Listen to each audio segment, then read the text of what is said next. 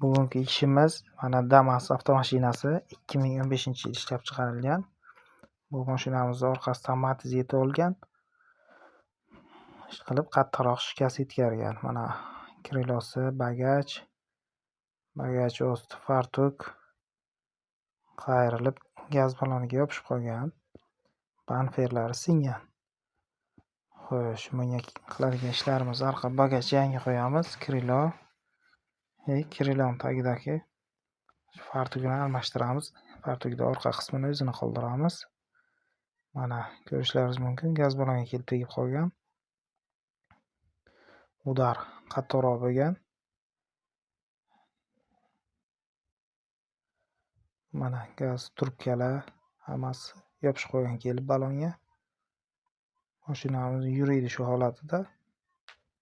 Buni ishini boshlaymiz endi. Mana oldin tortib tayyorlab olamiz. Baribir bu detallarni kesib tashlaymiz uchun oson yo'l bilan tayyorlab olamiz. Mana ishqilib krilamiz joyiga keldi ancha.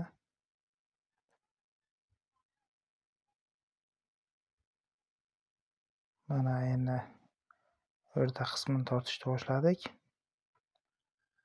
O'rta qismini ham tortib olamiz.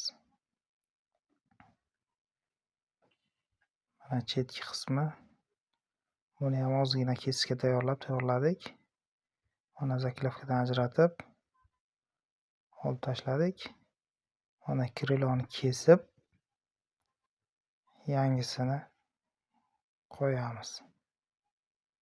Mana orqa kriloni ham olib tashlash jarayonlari.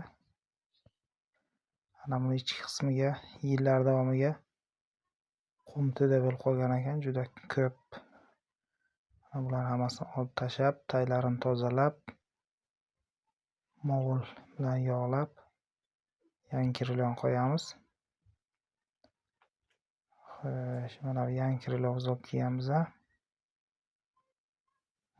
Xo'sh, buni qolgan videolarni keyingi qismga qo'yib boramiz.